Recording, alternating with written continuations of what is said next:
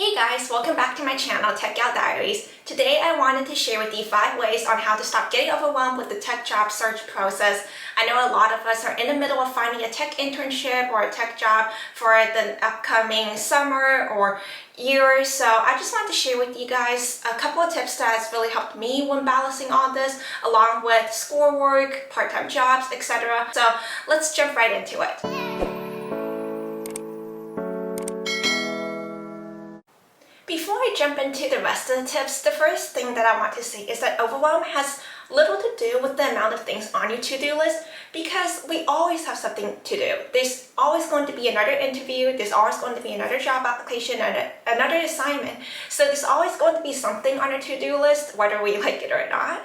So we just have to find out when and how we're going to do these things and not just pile them into our brain, because our brain wasn't meant to store 70 things at once. It was meant to analyze and process information. So it's up to us to tell the brain when and how we're going to get these tasks done, and that will reduce the amount of overwhelm that you feel. Moving to my next point is that I want you to use something to keep track of those tasks so that you don't feel that overwhelm. So whether that is a Jira board, a Google Calendar system, a planner, anything that makes you feel like you know where your tasks are and when it's due and how you're going to get them done. Because then your brain won't be constantly reminding you that there's something that needs to be done, and you know exactly when you're going to do it. And you have that all blocked out in your calendar, you have that written down somewhere so that you know that you haven't forgotten about it and it will get done during that time. Another tip is to batch all your tasks for job applications. So as you may know, typically what happens is that you submit your resume through a resume job, and in a couple of days to a couple of weeks they send you a HackerRank or a coding exam. You would complete that and they might do a phone screen or a live interview with the engineer or something else. It really depends, but overall it's kind of set into stages. So what really helps me keep things organized is to try to do one thing at once, so I'm not getting overwhelmed with a bunch of different stuff. So I would spend maybe like 1 week, I would just be sending out all my resumes, having my transcripts and everything ready so I could just go through that really quickly. Then in a couple days to a week or so, I would start getting back these emails with coding exam invitations. I would then go ahead and do those. After I complete those, then I would start scheduling whatever live interview or phone call I have to do next, if there is one. So this really helps me, because if I try to do both applications and these coding exams and everything all at once, sometimes it just gets a little bit overwhelming, because then you have all these interviews and there might not be enough time to do them all because there's a lot of deadlines for them.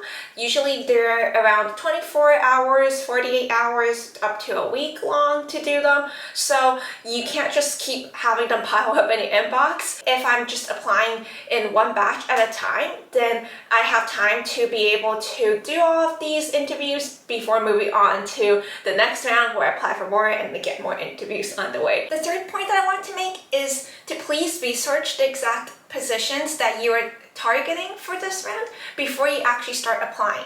The reason why I say this is because a lot of resumes these days, they aren't customized to the job position at all, and that actually hurts you during the process, during the resume screen, because a lot of these companies, they may use a person or they may use a machine to scan through it and see if you have matching keywords listed with the job description. So if they want somebody who knows React and you don't have React written anywhere on your resume, that really hurts you, because the computer or the screening scan, it won't recognize that you know it, and they might just discard it because they really want somebody who knows that specific skill. So whatever the job description says it wants, specific skills, specific knowledge, you want to use those keywords repeatedly in your skill section or when describing the task that you perform at a specific internship or previous experience or school project, just so that it really helps boost your resume and you can get past the resume screening section.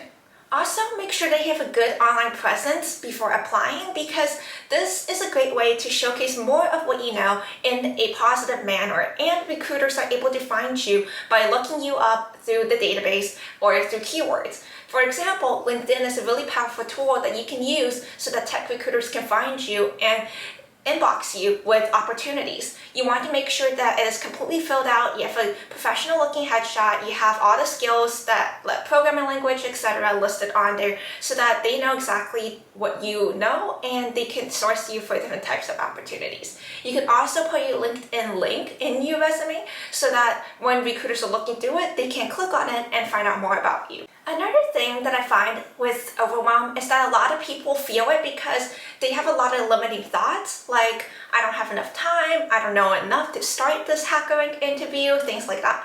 So the best way to relieve that sense of overwhelm is by changing I can't or I don't to asking yourself, how can I? So thinking about the thought, I don't have enough time, you can change it to, how can I make more time for this? So if you have, say, 4 HackerRank interviews sitting in your inbox right now, instead of saying, oh, I don't have time to do this, I don't have time to actually go through and review my materials so I can take it, think about how can I make the time for it. Maybe it just means clicking start and just doing it. Or maybe it means moving something else on your calendar that's not such a high priority so that you can find the time to do them. Or it might mean that you just have to prioritize the ones that you really want to do. So it's really just up to thinking creatively about how you're going to make time for the things that really matter.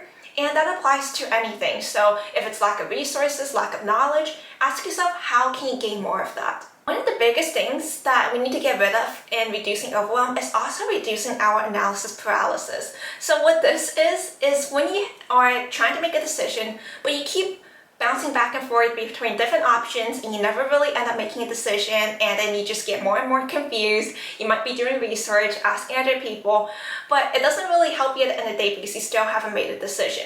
And this really adds to our overwhelm because not making a decision is actually making a decision.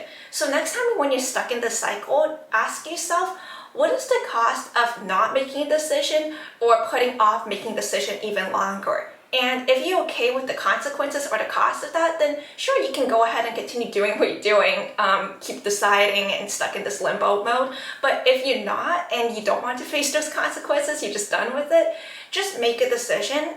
If you're trying to decide which jobs I should apply for or which website I should use to find out more jobs or what resource I should use to practice my data structured algorithms, it really doesn't matter. Just pick one and you can always change it later on, but anything is better than just being stuck and not making a decision, because then you can get results and feedback back from the choices that you make, because there's really no wrong choices, it's just a different path. So just pick one. I promise you it's not going to be the end of the world, and it will save you so much time. Your brain won't be cluttered with all these thoughts, and you can actually take action and get you closer to where you want to be by the end of this job search process. Finally, if you pass the HackerRank stage of the interviews and you've moved on to a phone screen or you're doing a live interview with somebody from the company, please make sure to at least take a bit of time to research the company that you're interviewing with.